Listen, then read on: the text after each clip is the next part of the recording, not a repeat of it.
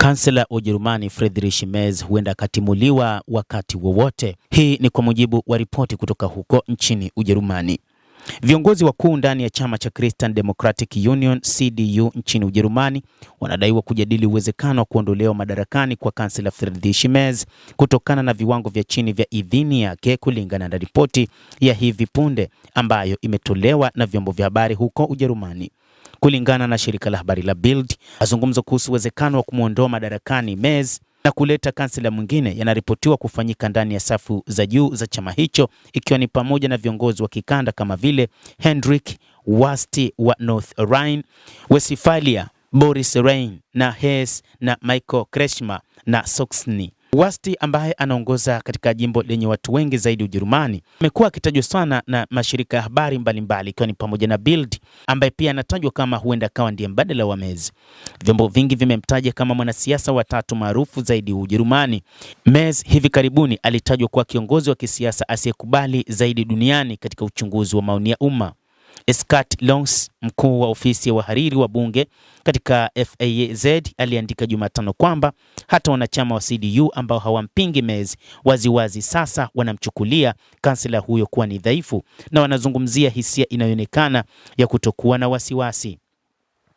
Kansela Friedrich Merz ambaye ni moja kati ya viongozi wanaotajwa kwamba wamekuwa wakipinga kila kitu, sasa anaonekana kuwa huenda akatimuliwa wakati wowote. Imani katika nguvu ya serikali ya shirikisho na kiongozi wake inaonekana kupotea hata ndani ya safu yake yenyewe, lakini pia imani inayopungua haifichiki tena. Vyombo vya habari ikiwa ni pamoja na Bild na Focus vimeelezea mazungumzo yaliyoripotiwa kuhusu kumwondoa kansela Merz kama ni uvumi na kusisitiza kwamba hakuna mipango madhubuti iliyoibuka hadi sasa. Tangu aingie madarakani Mei mwaka 2025, Merz ameongeza uungaji mkono kwa Ukraine na kuharakisha harakati za Ujerumani za kuweka silaha nchini Ukraine. Ameahidi kufanya jeshi la kawaida la Bundeswehr huko barani Ulaya kuwa lenye nguvu la kawaida, akitaja kile anachoeleza kuwa ni tishio la Urusi linalokuwa.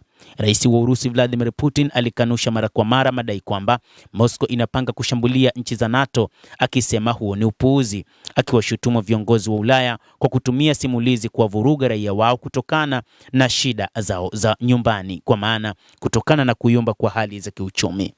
Merz pia amewataka Wajerumani kufanya kazi zaidi, akielezea mtindo wa ustawi wa nchi kama uliopitwa na wakati na hauwezi kudumu.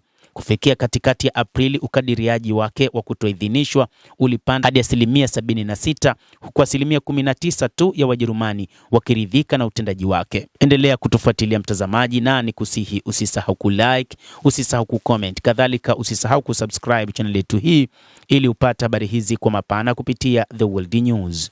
Mimi ni Adam Hussein, endelea kuwa nasi wakati wote, endelea kutufuatilia uyajue mengi yanayojiri katika ulimwengu kupitia The World News.